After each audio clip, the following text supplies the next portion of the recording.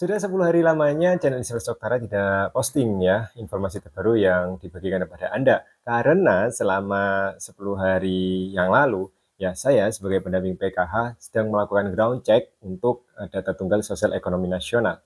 Dan malam kemarin alhamdulillah akhirnya data tunggal sosial ekonomi nasional untuk proses ground check yang dilakukan oleh para pendamping sosial PKH ini sudah di cut off atau sudah diserahkan. Jadi hasil dari ground check pendamping PKH melalui Sixma untuk kebutuhan aplikasi yaitu data tunggal sosial ekonomi nasional akhirnya diserahkan dari Kementerian Sosial menuju Badan Pusat Statistik atau BPS Indonesia.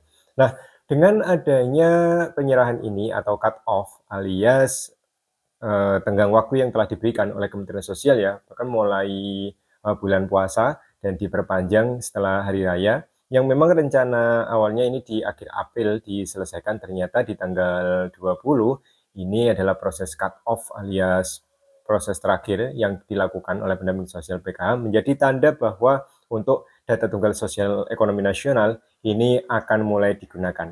Artinya dengan adanya ground check yang sudah selesai waktunya dan DT-Sen ini sudah dilakukan, ini berarti menjadi tanda-tanda untuk persiapan penyaluran bantuan sosial seperti misalkan bantuan PKH dan juga program sembako atau Anda yang masih menyebutnya BPNT.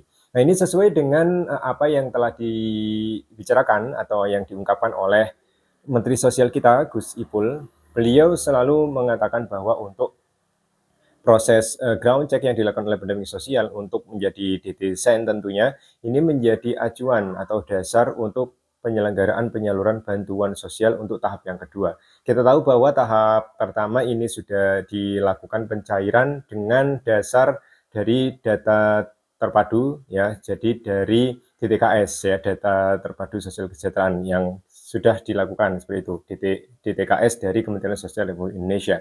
Dan Kementerian Sosial melalui Gus Ipul ini sudah mengungkapkan kepada kita semua bahwa untuk kedepannya proses penyaluran seluruh bantuan sosial, seluruh instansi baik pusat maupun daerah menggunakan acuan data tunggal yaitu data tunggal sosial ekonomi nasional.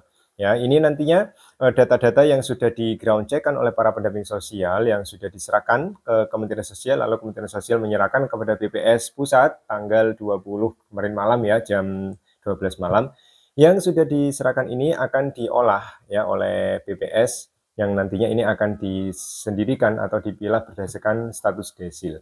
Nah, perlu Anda ketahui untuk desil yang menjadi prioritas penerima bantuan sosial, desil ini ibaratnya pengelompokan. Jadi ada desil 1 ini untuk kelompok masyarakat miskin ekstrim. Lalu ada desil 2 yaitu untuk kelompok masyarakat miskin. Ini berdasarkan urutan desil.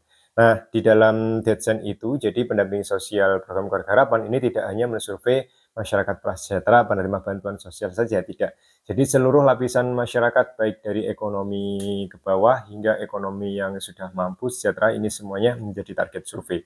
Nah, sehingga dalam data terpadu sosial ekonomi nasional atau DTSEN ini adalah pusat data induk yang tentunya ini dari desil 1 hingga desil di atasnya ini semuanya tersedia di data tersebut.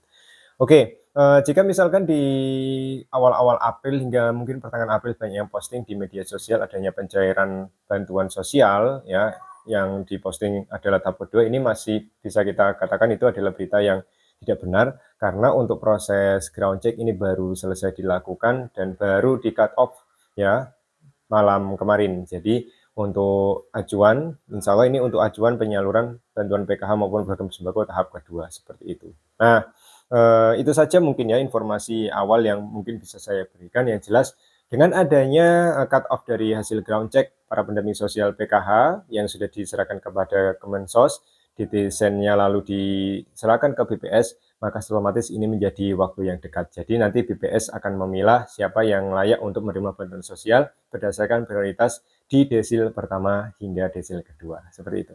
Tunggu kabar selanjutnya karena saya tentunya akan menyampaikan beberapa informasi penting, terutama dari hasil kunjungan Menteri Sosial Bapak Saifullah Yusuf ke kabupaten tempat saya bertugas, itu Kabupaten Banyuwangi, Jawa Timur. Tunggu saja karena banyak informasi yang menarik, tentunya akan saya posting di video selanjutnya.